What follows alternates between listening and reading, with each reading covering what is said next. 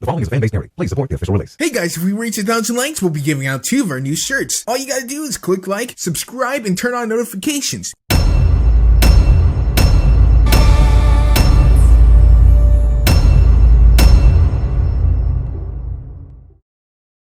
Horses aren't meant to be domesticated.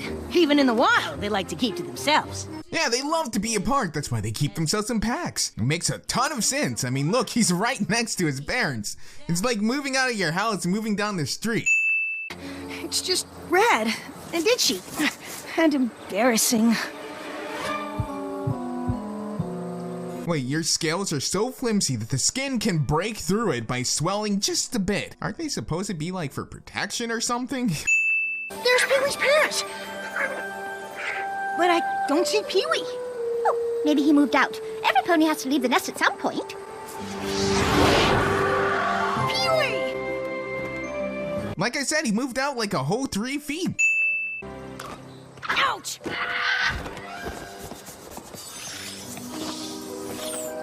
A single feather for a dress. I'm sure that will work somehow. Just 5 more minutes. It's nearly noon and you promised to help me with my lecture for class today. Noon? Whoa! I slept like a rock! Noon? Those are rookie numbers. Call me when you wake up at 8 p.m. after doing absolutely nothing the night before. Spike, what are you doing? You're in a castle. I don't think anyone could actually see you from the ground. I used to get terrible breakouts anytime I had a final exam with Celestia, who probably never had a blemish her whole life. So Twilight's now passive-aggressive about Celestia being perfect instead of being enamored by it. Look, I know it's been like 8 years. You're trying to figure out something in the way of character development, but you're moving backwards, not forwards. Fine, but you're still gonna help me practice my lecture. Since when did Twilight teach herself? Of all the classes we've seen, we've only seen her take up like a principal or headmaster role. And when's the last time you saw your principal come in and teach math class? We were this close to Spike ending it all for us, so we can finally start G5. I can help you with... Maybe you should leave the castle after all, and go somewhere less flammable? Less flammable than crystal? Where's that exactly? What is that exactly? I believe Shadow Spade herself would approve. Thanks. But I wonder if you wouldn't mind taking it off. What? Asking for a baby or at least a preteen to strip for you.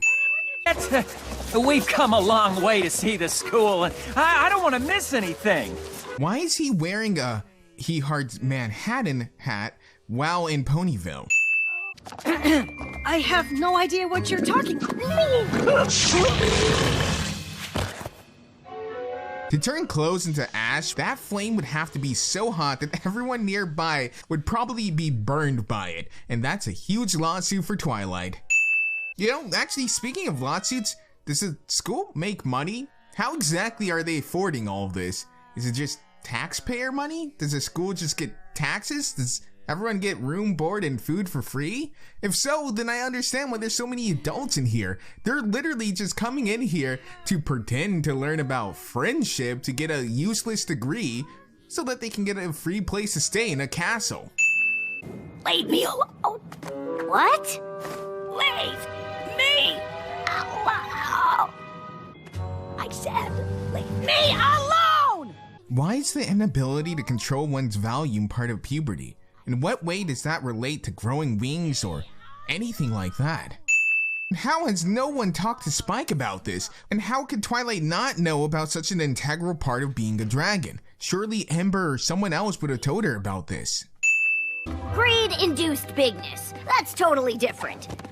The molt is completely normal. Wouldn't Gib also be normal, just not desirable? No creature's gonna want to be around me? Oh, I didn't say that. That molt stench is a magnet for predators. Tatzelworms, hydras, rocks. Dragons are scared of rocks? Now that sounds like a creature Maud can get behind. Hey! Is this the shouting closet? Because I got a free date and I'm totally up for some shouting! A A shouting closet definitely doesn't sound like a fun time, but given some of the stuff the fandom does with Pinky, it's something she would most likely enjoy. Still not a great thing to put into a kid's show. Is there anything you can do to cure me? The ailments you have aren't something to cure. The Molt's a condition that dragons endure. So Zecora knew about this, but never told Twilight or Spike why? I said it's embarrassing! Holy heck, my dude. I just realized Zecora stuffed cotton into her ears. How did this get past the censors? Ah, the feathers of that bird can affect Pony's ears. It's a magic ailment I've treated for years. What? Why? How? How do feathers in the least bit cause someone to go deaf? In what world does that mechanic even make sense? Is it like pollen? But it's a feather, so it doesn't have pollen. It doesn't shed. It's, again, a feather. I hope you are not busy, but I must have my hearing back. Maybe she is busy. Why do all ponies expect her to do everything for free? There's no need to hide. Though I wonder if we should continue outside.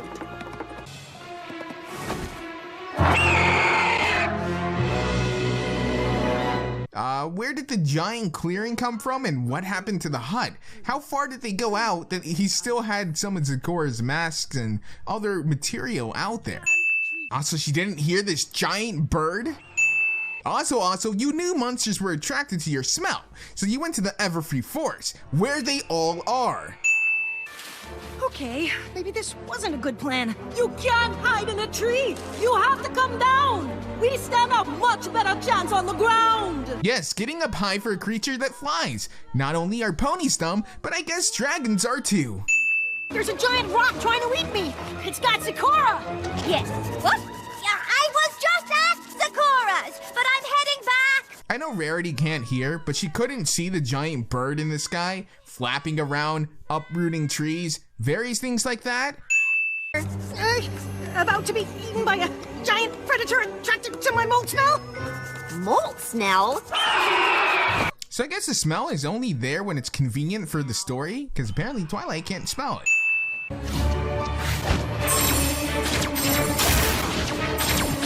The power of an alicorn can't even defeat an overgrown bird with a single shot.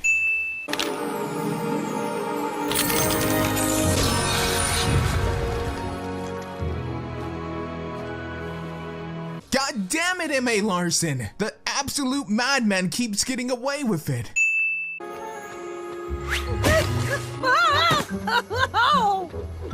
Scootaloo is probably pretty pissed right now. Everyone gets a pair of wings but her. Spike, how did you get wings?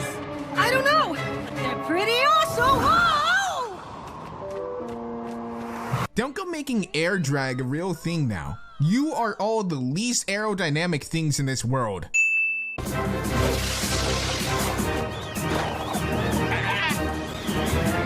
Greetings. Spike could barely fly, and now he's an expert.